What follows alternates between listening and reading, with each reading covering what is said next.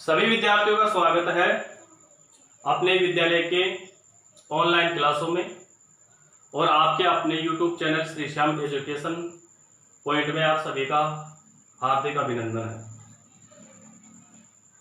आज हम वही अध्याय 5 कक्षा 11 विषय हिंदी साहित्य अध्याय संख्या 5 संध्या के बाद, जिसके कवि सुमित्रानंदन पंत हैं, जिनको प्रकृति का सुकुमार कवि भी कहा जाता है। ये बात मैंने आपको पहले ही बताई थी। जितनी प्रकृति से संबंधित इन्होंने रचनाएं लिखी है उतनी रचनाएं और किसी कवि ने नहीं लिखी है, इसलिए इन्हें प्रकृति का सुकुमार कवि के नाम से जाना जाता है।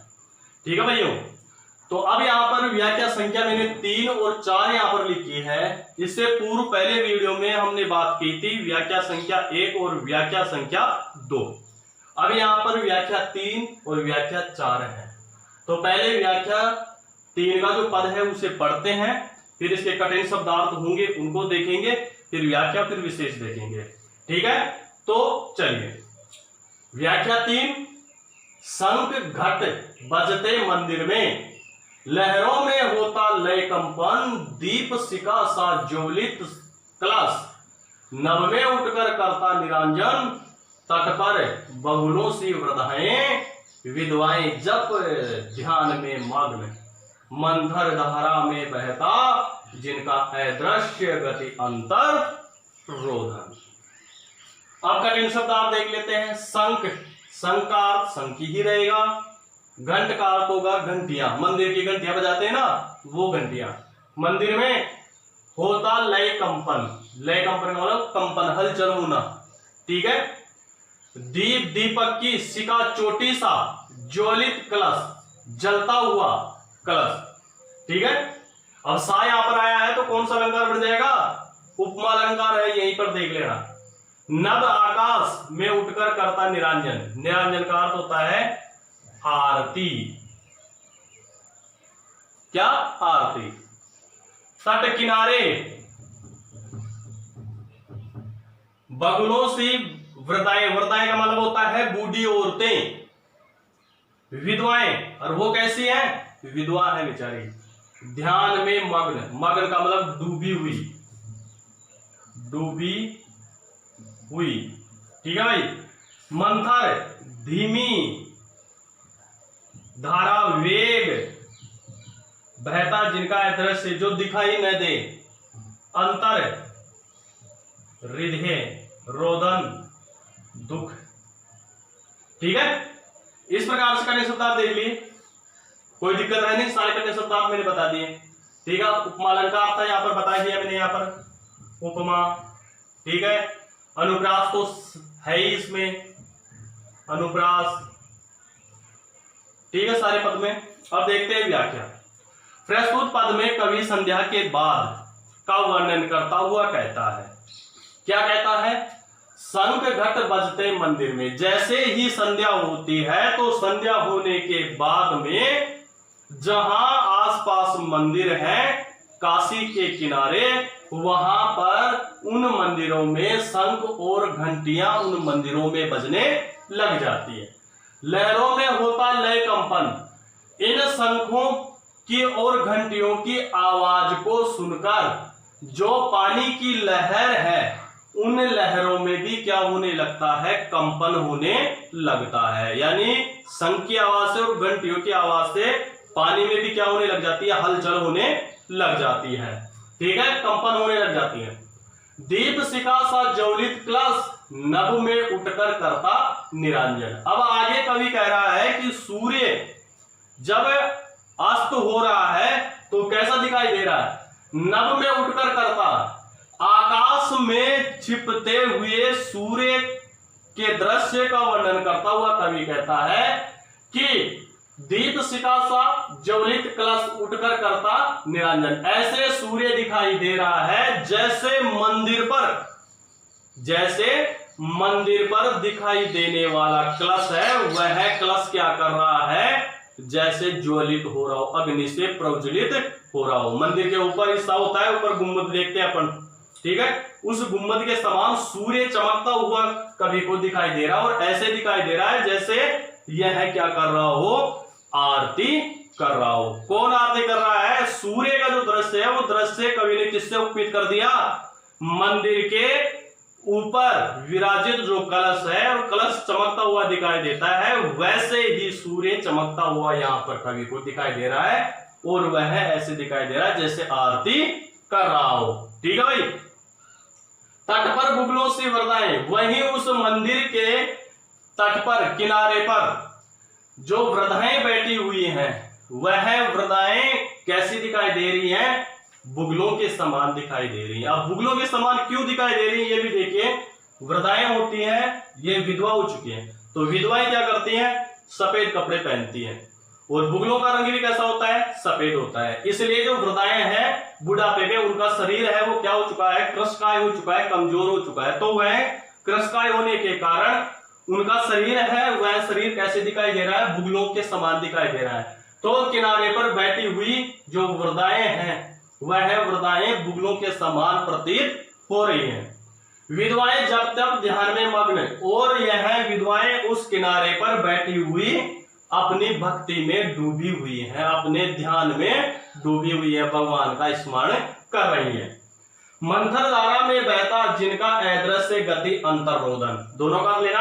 आगे कवि कहता है फिर कि ऐसे दिखाई दे रहा है जैसे जल की इस धारा में, जल की इस धीमी धारा में धीरे धीरे जो जल बह रहा है, इस जल के बारे में बता रहा है कि इस जल की धीमी धारा में ऐसे दिखाई दे रहा है जैसे इन विधवाओं का हृदय का जो दुख है वह दुख बहता हुआ दिखाई दे रहा है। यानी ये जल नहीं बह रहा है कवि के अनुसार, तो मुझे ऐसे दिखाई दे रहा है जैसे इन जल में इन विधवाओं का दुख बह रहा है। तो यह जल नहीं, विधवाओं का दुख, उनके हृदय की पीड़ाएं बह रही हैं। मंतरधामा में बहता, यानी कवि कहता है कि ऐसे दिखाई दे रहा है जैसे पानी की धीमी धीमी धारा में वेग में इन विधवाओं के हृदय का जो दुख है वह दुख मुझे बहता हुआ दिखाई दे रहा है। ठीक है, इस प्रकार से तीसरे पद की व्याख्या देखिए। इसमें वही है, ये दोनों आ गए, यहां पर देखिए सी आ गया। ठीक है, यहां पर सा है, इसलिए कौन सा अलंकार? उपमा, अनुप्रास, तत्सम, तद्भव सब तो है ही इसमें। ठीक है, भाषा वही खड़ी बोली है। ठीक है, इस प्रकार से इसका विशेष है। अब चौथा पद है वो देखते हैं क्या है। दूर तमस रेखाओं सी उड़ती पंखों की गति सी चित्रित, सोन खगों की पाती आद्र ध्वनि से नीरव नभ करती मुखरित, स्वर्ण चूर्ण सी उड़ती गोरज किरणों की बादल सी जलकर, समन सनन तीर सा जाता नभ में ज्योतित पंखों कंठों का स्वर। अब करें शब्द आप देख लेते हैं। तमस का अर्थ हो जाएगा यहां पर अंधकार, अंधकार। ठीक है, उड़ती पंखों की गति वेग, चित्रित चित्र, सोन स्वर्णिम, स्वर्णिम खग पक्षी। ठीक है, पाती पंक्ति, आर्द्र नम या धीमी, नीरव शांत, नभ आकाश, मुखरित ध्वनित। ठीक है, स्वर्ण चूर्ण सोने के समान चूर्ण, उड़ती गोरज गायों के पैरों से उड़ी धूल। ठीक है, किरणों की बादल सी जलकर बादल का बादल, सनन तीर सा ज्यादा नभ आकाश।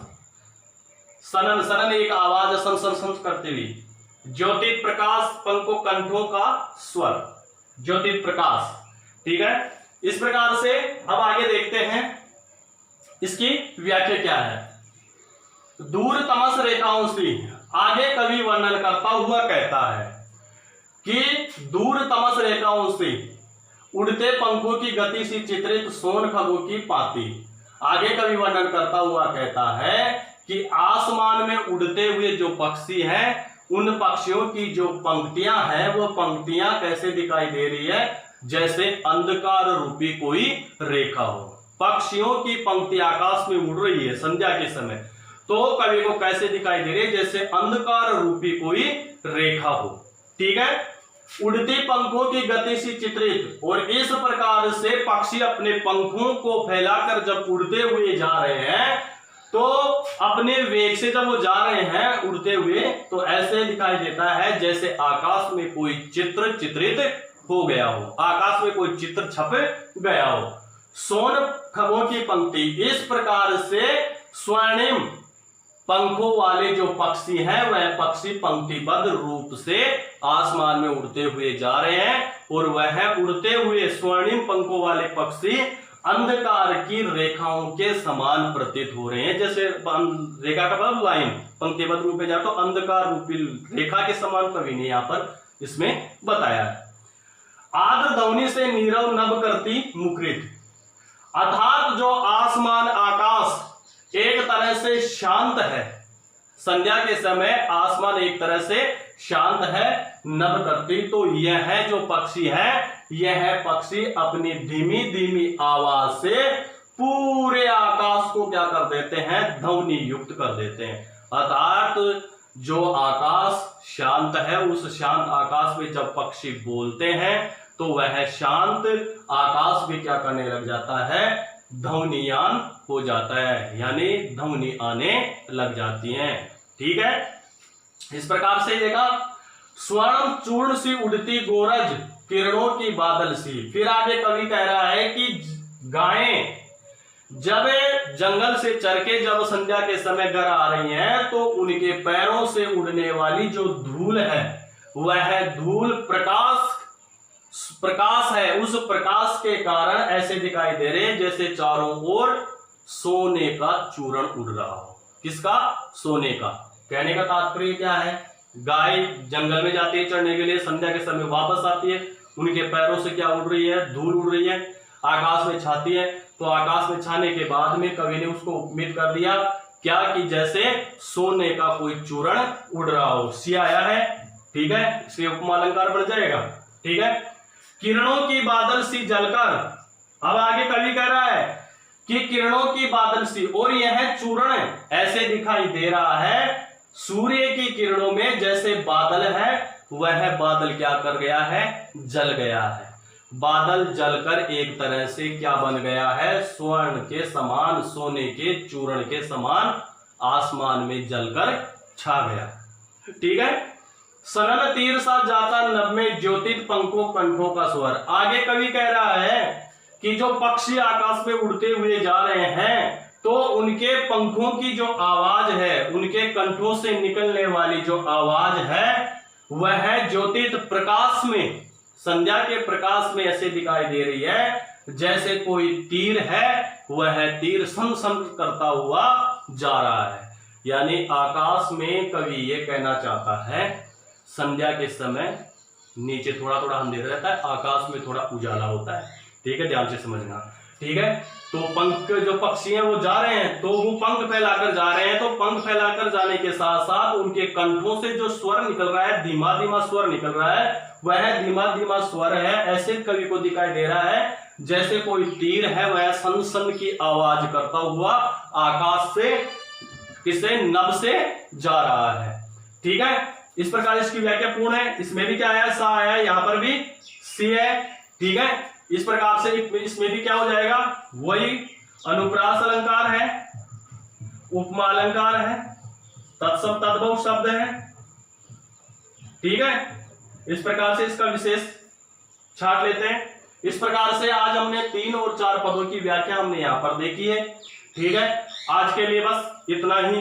वीडियो बड़ा हो जाएगा, ज्यादा पद की व्याख्या करेंगे तो आप इंटरेस्ट नहीं लेंगे, इसलिए आज के लिए बस इतना ही। इसी वीडियो को ध्यान से देखिए, ध्यान से भावार्थ समझने का प्रयत्न कीजिए।